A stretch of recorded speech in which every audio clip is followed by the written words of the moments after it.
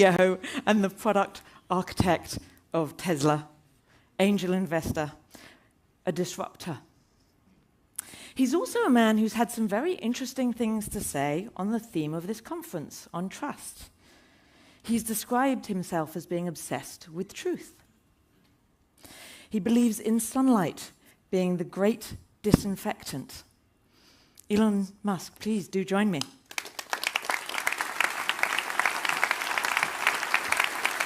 Such a pleasure. Oh. So, welcome. Glad to be here. Hello, everyone. Let me start. Tell us how you think about trust. Well, I believe in trust and transparency and the pursuit of truth in general. But I mean, first, let me just take a moment to say thank you for inviting me, and it's an incredible honor to be here. I love Norway, and I just wanted to thank the leaders and the people of Norway for their longstanding support of electric vehicles and sustainable energy. And I just want the people of Norway to know that, hey, you really made a difference. And so I thank you. Well, thank you for joining us. But I'm still going to come back to the question. Tell me, how do you think about trust?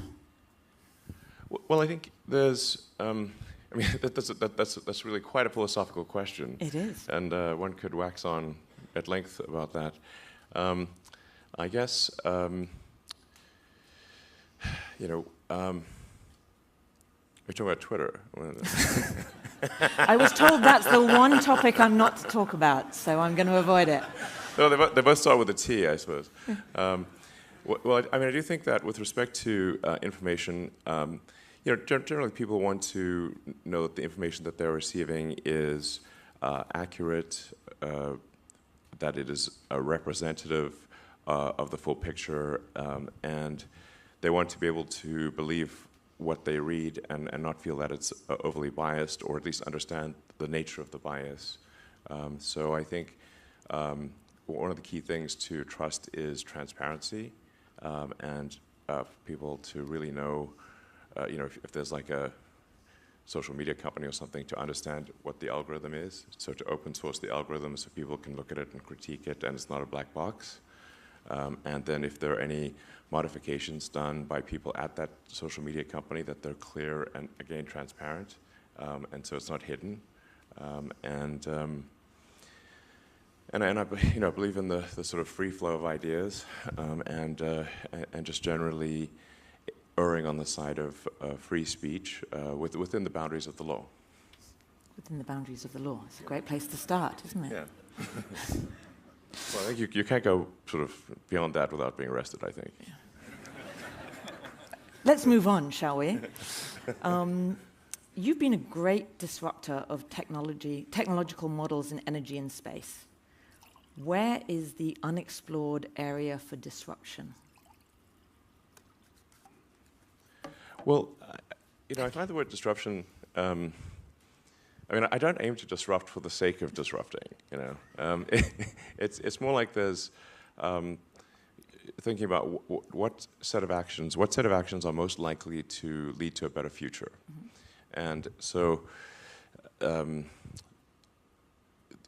order one of the things, obviously, in order for humanity to have a compelling future for civilization, is that we must have a clear path to a sustainable energy future. That's one of the things that I think everyone would agree with.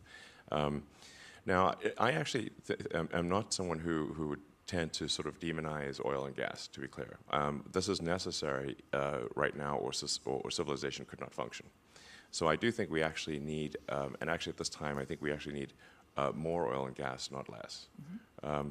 But simultaneously moving as fast as we can to a sustainable energy economy. And I thought the words of the Prime Minister were just spot on. It's, and I'm glad to hear that there's a large effort for ocean wind, because that's I think a massive untapped potential. I would say go even more than what the Prime Minister said, frankly. It's like, that's, you know, I mean, if you did a 100 by 100 array of 10 megawatt systems, you'd have 100 gigawatt capability. So, and then you do need to combine that with stationary storage, battery packs, to buffer the energy, because sometimes the wind blows and sometimes it doesn't blow, or it doesn't blow as hard. And so you need to buffer it with battery packs, stationary battery packs, and Tesla and other companies are also making that. So that the sort of the three pillars of a sustainable energy future are sustainable energy generation, which is hydro, geothermal, wind, solar. I'm also pro-nuclear. I mean, I think we should really keep going with the nuclear plants. I know this may be an unpopular view in some quarters, but I think if you have a well-designed nuclear power plant, you should not shut it down, especially right now. But I try to say what I think is, you know, scientifically cogent, even if it is not popular. Anyway, so the pillars are sustainable energy generation, but then must also store the energy, because many of the two main sources of sustainable energy, wind and solar, are intermittent. The wind doesn't always blow, the sun doesn't always shine, so you must buffer the energy in stationary battery packs. And then the third element, obviously, is electric vehicles. So electric cars, trucks, aircraft, boats, with the ironic exception of rockets. But we do have a plan for sustainably producing the rocket propellant, which is actually almost 80% liquid oxygen. So liquid oxygen you can get obviously from the atmosphere, and then we're going with methane fuel, which is 20% of the propellant. But that you can make also sustainably long-term from CO2 and water, H2O, which produces CH4 and O2. So that's the sort of sustainable long-term path for rocket propellant generation. And that's how it would have to be done on Mars, for example. So not electrifying quite yet? We do actually have sustainable power generation for some of our propellant generation already, but it's a small percentage now, but it will be a big percentage in the future. Okay. Yeah. So what do you know, you've got, I was about to say the energy industry here, but that's probably an exaggeration. You've got a, you know, pretty significant set of the energy industry here. If you were to look ahead 5, 10, 15 years, what is the disruption going to look like in the energy industry? Well, I think we'll see tremendous change over the next 5, 10, or 15 years. I'd say, like, if you say by 2030, I would say probably half of all new cars made will be electric. 2030, half of all new cars. That's my guess, yeah. Okay. By 2035, it might be 80% or something like that. I think it could be even higher than those numbers, but the car industry is moving rapidly towards electric, and you know, one country after another and one state after another are making zero emission mandates. California recently passed zero emission mandate. New cars sold in California, I think 2035 can only be zero emission. So. The UK is as well. Yeah, exactly. Yeah. So it's clearly the people of the Earth. Yeah. People of Earth have decided this is the way to go. And so I think so we'll see quite a tremendous change in that regard. And if you look at the streets of Norway, you actually see an advanced version of that, because Norway has some of the highest. In fact, Norway's, I believe, gone to majority electric vehicles of new cars sold. Which is great. Again, thank you. So it's pretty cool. So if I pick up on that idea, so the future, the biggest change you see for the energy industry is electrification, electric car vehicles, light transport, maybe heavy transport. What does that mean about supply chains? So if you kind of roll that backwards, what is the supply chain going to mean? What are you worried about if we're going to meet that rise? Yeah. So the interesting thing is that you say, like, what are the limiting factors governing the rate at which the world can transition to sustainable energy? And I think it's the rate at which one can grow battery production. Okay. So then if you say, well, what are the constituents in the battery? In lithium-ion batteries, it's you've obviously got lithium. You've got a cathode, which is the main cathode materials are going to be a metal, and that's nickel, manganese, and iron. And on the anode side, it's primarily carbon, graphite. So in a sense, you're sequestering a little bit of carbon in the battery, and with some silicon added for energy density on the anode side. And then there's the electrolyte and whatnot. So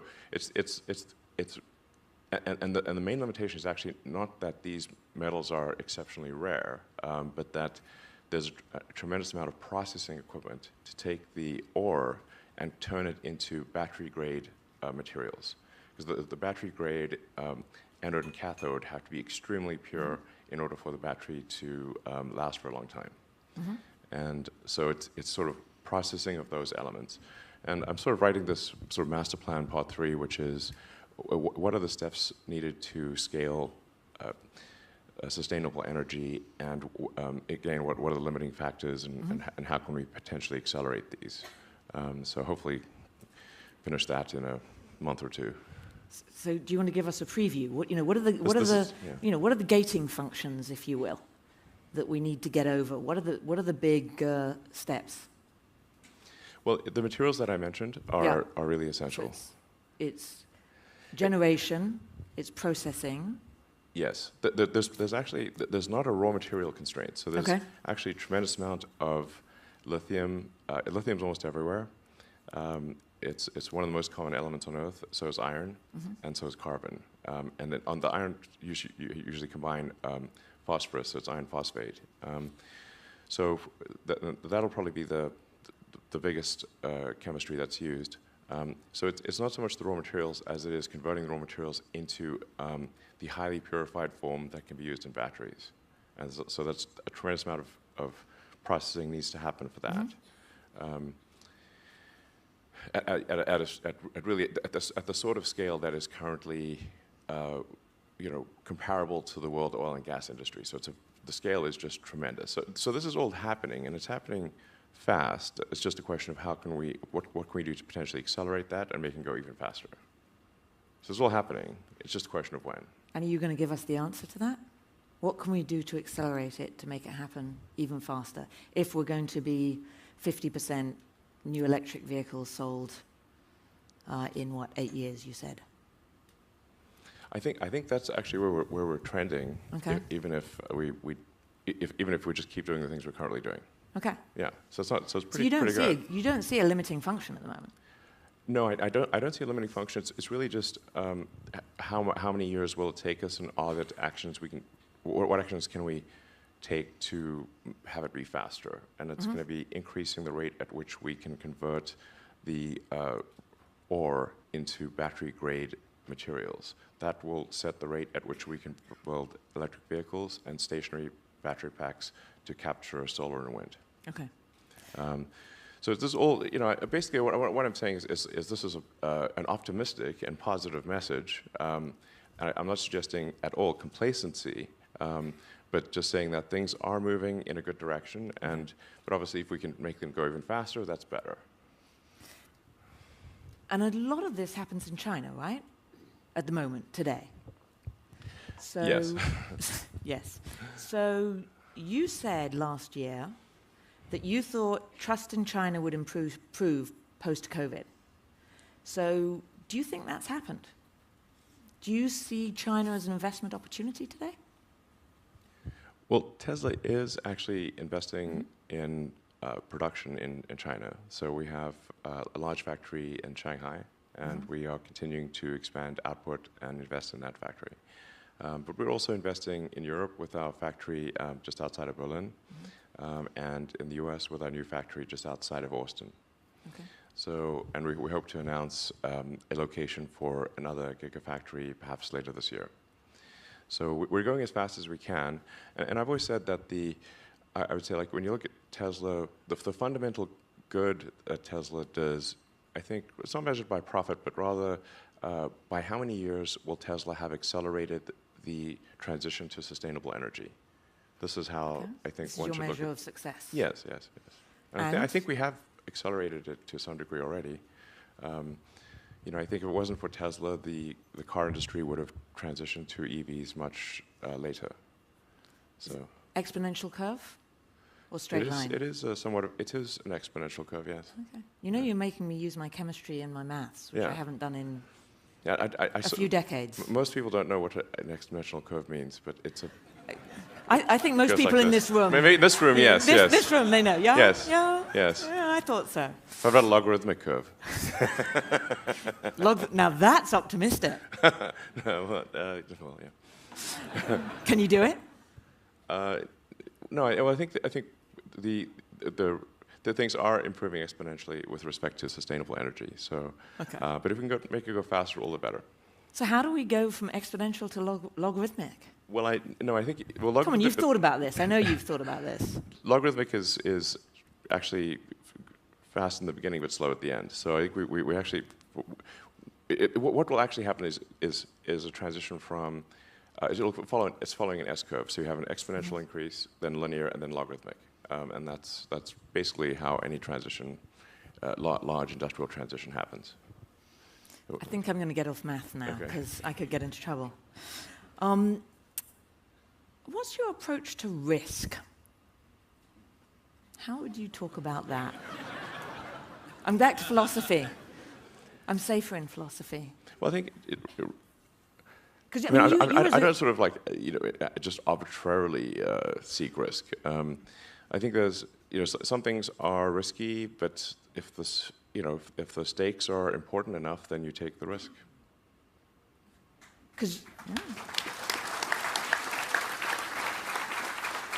And today the stakes are important enough? Yes, I mean, the stakes are very extremely important, very fundamental to the future, yes. Because I'm guessing, I don't know everybody in this room, but my guess is that you take significantly more risk than possibly anybody in this room, but certainly more than 95% of the people in this room. What allows you to take those risks? Are you faster? Are you smarter? Do you think differently? What do you do differently that allows you to do something that most people here, smart as they are, can't do? Well, I think there's probably a lot of people in this room that do take a lot of risks, but... I can take the risk. I probably can win. Well, we've got a volunteer, but before you... I want to hear what Elon has to say about how he takes risks. No, I literally just try to use a scientific method, frankly, and consider the what is the importance of the outcome, and what is one risking in order to achieve that outcome. And but like I said, if the outcome is important enough, even if the probability of success is low, one must, I think, still do it. In my view, some things are very important, and in order to have a good future, and if we don't do them, well, then we're in big trouble. And so, then how much of a risk really is it? Because if we don't take those actions, we won't have a good future. And I think the riskiest thing would be no action. So it's almost as though it's really not a risk, it's not a choice at all. Not really, yeah. Okay. I think it's wonderful that you can change the world, because you really can change the world, and you have. You have the ability to do what, in many cases, not even governments can do. I mean, as I was doing a little bit of research for this panel, one of the data points that I saw is you were able to turn on, if you will, the internet in Ukraine in just 4 hours. What kind of responsibility do you feel as a corporate leader you have when you have that kind of power? How do you think about that? I think it was a bit longer than 4 days, but it was about 4 hours, about 4 days, I think. But we did have some guess that maybe there would be something happening in Ukraine, and so we did pre-position some Starlink terminals there just in case. So that was helpful for the initial part of the invasion, and then we accelerated delivery of a lot of terminals within a few days of the invasion taking place. And the Ukrainian government tells me it's been very helpful. So Yeah.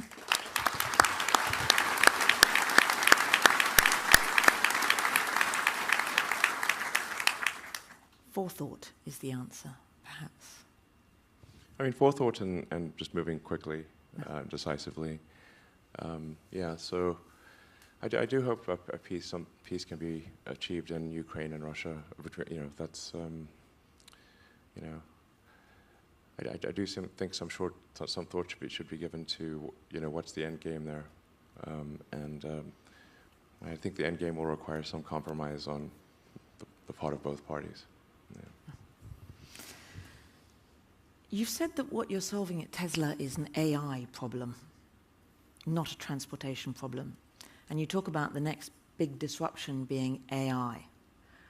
What can AI do to help combat climate change, particularly in this period, the short-term period as we're transitioning? Well, Tesla's goal from when we started it has always been to accelerate sustainability. So that is still our primary goal by far. We have a secondary goal, which is to solve at least real-world intelligence as it applies to self-driving cars, and then potentially, you know, with humanoid robots. But you know, so Tesla is in part an AI company, and increasingly an